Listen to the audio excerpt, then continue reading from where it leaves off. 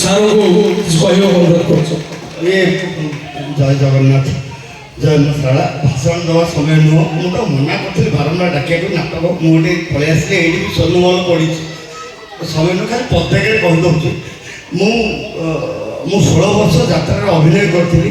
ଆପଣମାନେ ଯଦି ବଢ଼ିଆ ସାର ମୋତେ ୟୁଟ୍ୟୁବରେ ଦେଖିছে ରୋଲ୍ କରୁଥିଲି। ଖାଲି ପଦେ ପଦେ କହୁଛି, ଆମର ଭାଇରାଲଟା ଏଇଠି ପହଞ୍ଚି ଯାଇଛି। ଅନେକ ଭଲ ନାଟକ ମରିଯାଉଛି। ଏ ନାଟକ ଖଣ୍ଡଗିରିରେ ବି 6 ଦିନ ହେଲା। ଏଇ ମନ କାଶୀ ବୃନ୍ଦାବନ ଖଣ୍ଡଗିରି ବାଧ୍ୟରେ ପକେଇଲେ। ତା ପୂର୍ବରୁ ହାକୃଷ୍ଣ ବୋଲି ଯାଉଥିବାର ଡାଇରେକ୍ଟର ମୁଁ ଥିଲି। ଆପଣମାନେ ସମସ୍ତେ ପ୍ରଥମେ ସଜାଗ ହୁଅନ୍ତୁ। ଦର୍ଶକ ଭାଇରାଲ ଆଉ ଭଲ ନାଟକ ଏଇଟାକୁ ବୁଝନ୍ତୁ। ଗୋଟେ ନାଟକ ଯାତ୍ରାରେ ଏମ୍ଫାସିସ୍ ଦେଇ ମୁଁ ଏଇଟା 55 ମସିହାର କାହାଣୀ କରିଥିଲି। ଏଥିରେ ଆପଣମାନେ ଦେଖିଥିବେ କାହାର ପ୍ୟାଣ୍ଟ ସାର୍ଟ ନାହିଁ।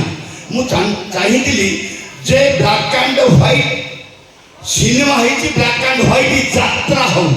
ମୋ କଣ୍ଟେଣ୍ଟ ଥିଲା ଏଇଆ। ମୁଁ ଗୁଗୁଲ ସର୍ଚ୍ଚ କରି ଦେଖିଦେଲି ନିମାଇ ହରିଚନ୍ଦନକୁ 1955 ମସିହାରେ 23 ବର୍ଷ ହେଇଥିଲା। ସେଇଥିପାଇଁ ଯେଉଁ ହାଫ୍ ପ୍ୟାଣ୍ଟ ପିନ୍ଧା ପୋଲିସ ରୁହନ୍ତି ମୁଁ ଦେଇଥିଲି। ଗୁଗୁଲ ଡକ୍ଟରଙ୍କ ଦରମା ଥିଲା 125 ଟଙ୍କା। ପ୍ୟାଣ୍ଟ କେହି ପିନ୍ଧି ନାହାନ୍ତି। କିନ୍ତୁ ଏତେ ଭଲ ନାଟକ କରି କ'ଣ ଆଜ୍ଞା, ତୁ ବୋଧେ ଆପଣମାନେ ଜାଣିଥିବେ, ଆଉ କହିନି, ଏଇଟା ପୁଣି ମିଡ଼ିଆରେ କାଢ଼ିଦେବେ। ଅମୁକ ସବୁ ଆପଣମାନେ ଦେଖୁଥିବେ। ମୁଁ ଭୀଷ୍ମ କାହାଣୀ ନେଇଥିଲି ଏଇ ମନ କାଶୀ ବୃନ୍ଦାବନ। ଭଲ ନା ମୋର ଖାଲି ଏତିକି ଅନୁରୋଧ, ଆପଣମାନେ ଦେଖନ୍ତୁ, ତର୍ଜମା କରନ୍ତୁ। ଯାହାର ଆଇଡି ବି ଅଛି ଫେସବୁକରେ ଡାଇରେକ୍ଟ ଲେଖିକି ଛାଡ଼ନ୍ତୁ ଭଲ ନାଟକ କ'ଣ। ମୋ ଭଳିଆ ଅନେକ ରାଇଟର ଡାଇରେକ୍ଟର ମରି ଯାଉଛନ୍ତି। ରାଜନୀତି କରି ଯାତ୍ରାକୁ ମାରି ଦିଆଯାଉଛି। ଜୟ ଜଗନ୍ନାଥ, ଜୟ।